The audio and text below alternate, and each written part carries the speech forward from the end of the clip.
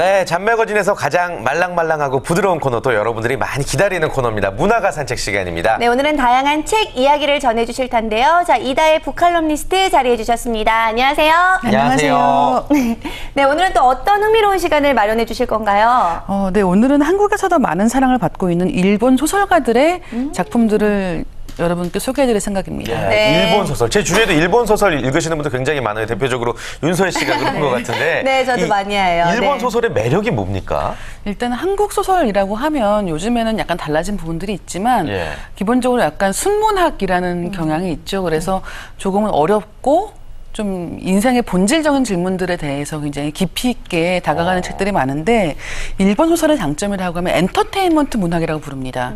그러니까 물론 이제 어떤 작품이 갖고 있는 깊이는 똑같을 수 있지만 그 이야기를 담는 그릇이 때로는 사랑 이야기, 뭐 때로는 스릴러, 때로는 뭐 범죄물, 때로는 뭐 경찰물, 이런 식으로 해서 조금씩 다 다른 것 같으면서도 그 재미가 있게, 훨씬 더 읽기가 쉽게 이야기를 만들기 때문에 분량도 많지 않은 경우가 굉장히 많고요. 그러면서 훨씬 더 빨리 읽힌다는 장점 때문에 그 엔터테인먼트 문학이라고도 부릅니다. 네, 그렇습니다. 그렇기 때문에 오늘 소개될 책들이 너무나 기대가 되는데요. 자, 그렇다면 첫 번째로 소개해 주실 소설, 어떤 소설인가요?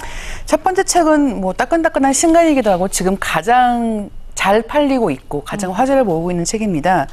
무라카미 하루키의 색채가 없는 다자키스쿠르와 그가 순례를 떠난 해. 제목이 어마어마하게 길죠. 제목이에요? 그렇습니다. 도저히 외울 수 없는 제목이에요. 제목을 다들 말할 때마다 다 헷갈리는 그런 제목인데, 무라카미 하루키라고 하면 뭐 지금 일본은 물론이고 일본을 대표하는 작가인 동시에 노벨문학상도 거론이 되고 있고요. 한국에서도 굉장히 인기가 많은 작가고, 뭐 무엇보다 미국이나 유럽이나 어딜 가더라도, 세계 어딜 가더라도 그 아시아 책 코너를 딱 가면 가장 많이 보이는 책이 바로 이 무라카미 하루키 책입니다. 그렇기 때문에 전 세계의 주목을 받는 작가의 따끈따끈한 신간이라고 생각하시면 될 것 같습니다. 네. 그렇군요. 노르웨이 숲이나 해변의 카프카 같은 소설을 쓴 분이 바로 이 무라카미 하루키 맞죠? 예, 저는 뭐 읽어본 적은 사실 없지만 조금 그래도 어느 정도 난해하다는 얘기를 들어본 적은 있거든요. 그러니까 약간 이 책들 나뉘는 것 같아요. 그중에 약간 어렵다라고 생각을 하시는 게 이제 해변의 카프카는 그런 경우고요. 뭐 상실의 시대라고도 알려져 있고 노르웨이 숲이라고도 알려져 있는 그 책 같은 경우는 어떻게 보면 굉장히 평범한 사랑 이야기거든요. 그래서 많은 분들이 내 얘기 같다라고 생각을 해서 뭐 그 한국의 영화들 중에 봄날의 곰을 좋아하세요라는 영화, 윤종신 씨 나왔던 희대의 괴작이 하나 있었거든요. 근데 그 봄날의 곰이라는 표현 자체가 이 상실의 시대에 나왔던 표현이에요. 그럴 정도로 한 시대를 풍미한 사랑 이야기이자 어떤 좀 말랑말랑한 표현들이 많이 들어있는 그런 책이었거든요. 그래서 이번에 새로 나온 이 다자키스쿠르와 그가 순례를 떠난 해 같은 경우는 이 앞에 있는 책들 중에도 노르웨이 숲하고 약간 비슷한 데가 있어요. 그래서 좀 더 읽기가 쉽고 사랑 이야기고 그렇기 때문에 더들 좋아하시는 것 같아요. 네, 저도 사실 지금 거론된 무라카미 하루키 책들을 다 읽어봤고 이번 신간도 좀 읽어봤는데 저는 사실 너무 팬이어서 그런지 하루 이틀 만에 다 읽어버렸거든요. 거기다가 이런 매력 때문인지 몰라도 일본에서도 7일 만에 100만 부가 팔렸다라고 이야기를 하더라고요. 정말 인기가 많은 작가인데 자, 그렇다면 책이 아무래도 많은 분들에게 좀 도움이 되면 좋잖아요. 어떤 분들이 이 책을 읽으시면 좋을까요? 일단 주인공은 30대 중반이에요. 그러니까 이제 상실의 시대 때는 주인공이 대학생입니다. 근데 이제는 30대 중반, 그러니까 36살 정도 된 주인공이고 직장 생활을 하고 있는데 옛날 대학교 때 친구들과 약간 문제가 있었던 게 해결이 잘 안 된 거예요. 그러니까 30대 중반 즈음에 사랑과 그다음에 옛날 우정 이런 것들에 대해서 고민이 있는 사람들에게는 정말 좋은 책이고요. 그런 분들께는 정말 힐링이 따로 없는 그런 독서의 경험을 제공하기도 합니다. 설명 들으니까 진짜 읽어보고 싶습니다. 또 다른 책도 한번 소개해 주실까요? 다음 책? 두 번째 책은 히가시노게이고의 나미야 잡화점의 기적이란 책입니다. 네, 나미야 잡화점의 기적. 저 사실 이 책 읽어봤거든요. 읽어보셨어요? 너무 재밌게 읽었어요. 이 책도 역시 굉장히 두꺼운 책이었는데 저는 이 책을 통해서 정말 마음의 위안을 좀 많이 얻었었어요.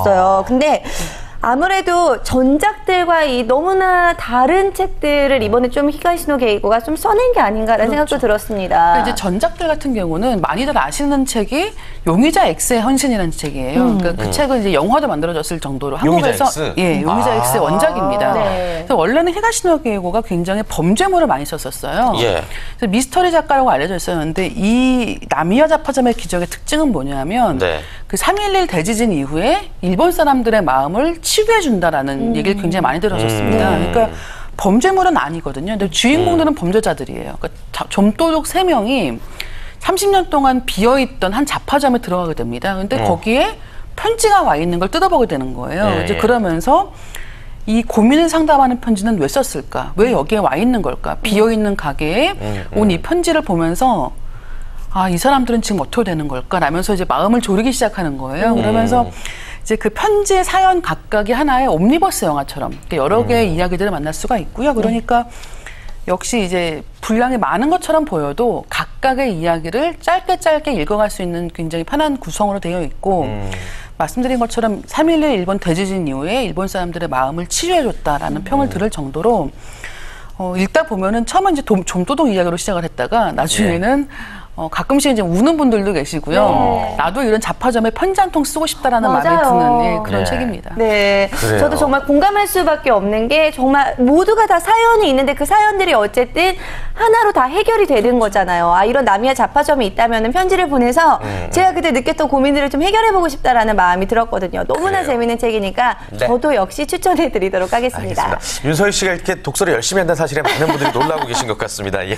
자, 이제 또 마지막 도서 소개 또 부탁드리도록 하겠습니다. 네, 마지막 책은 오쿠다 히데오의 소문의 여자라는 책입니다. 아, 오쿠다 히데오. 네. 청춘소설 작가잖아요. 그렇죠. 너무 우리를 놀라게 하지 마세요. 다 알고 있네, 진짜. 네. 좀 네, 말씀하신 모르는 척 할게요. 얘기해 주시죠. 네, 무슨 말씀하신 책인가요? 것처럼 청춘물을 굉장히 많이 썼어요. 그러니까 고등학생, 대학생의 주인공인 책들이 많은데 이 소문의 여자는 약간 독특한 책이에요. 그러니까 뭐 보통 장르를 얘기할 때는 뭐 스릴러라고 얘기를 하지만 간단하게 내용을 소개를 드리면 어떤 여자가 있는데 그 여자만 등장하면 모든 남자가 다 오 이렇게 되는 거예요. 너무 예뻐서요? 그러니까 너무 예쁜 것도 아니고 그러니까 완벽하게 예쁘면 또 이해를 하겠는데 그게 아니라 뭔가 약간은 부족하게 예쁘고 그런데도 불구하고 이제 이 남자들이 다 저 여자랑 어떻게 좀 해보고 싶다는 생각을 하는 거죠. 근데 그런데 알고 보니까 옛날에 저 여자가 어디서 일을 했대더라, 누구랑 사귀었대더라 하는 소문이 너무너무 많은 거예요.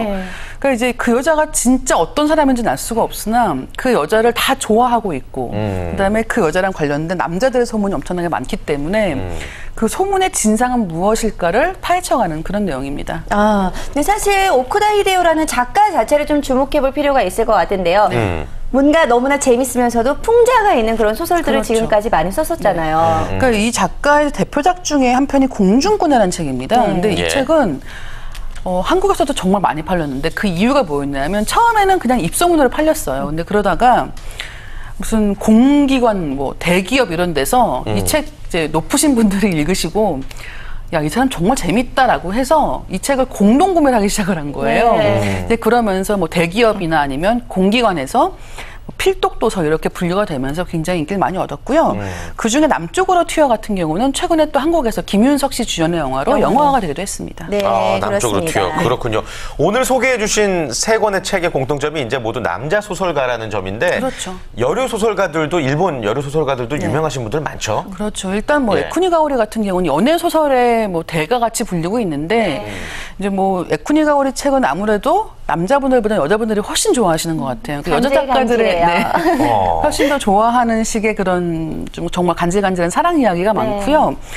뭐 야마다 에이미 같은 경우는 조금은 좀 터프한 사랑 이야기입니다. 그러니까 아무래도 여자 작가들 책 같은 경우는 사랑 이야기들이 많아요. 근데 이제 그런 것들을 어떤 작가는 좀 더 달달하게 써내고 어떤 작가는 좀 더 터프하게, 그러니까 인생 이야기랑 결부지어서 써내기 때문에 뭐 미야베 미유키 같은 작가는 또 범죄물 작가입니다. 그러니까 취향에 따라서 정말 선택할 수 있는 여지가 많은 그런 작가군이 바로 일본에 있다는 게 우리한테는 굉장히 좋은 점인 것 같아요. 네, 아무래도 다른 것보다도 너무나 가볍게 편안하게 읽을 수 있다는 점에서 일본 소설들 많이 보시는 것 같은데요. 오늘 추천해드린 도서들 참고하셔서 꼭 힐링이 되셨으면 좋겠고요. 오늘 또 도움 말씀 주신 이다혜 기자님 감사드립니다. 고맙습니다. 감사합니다.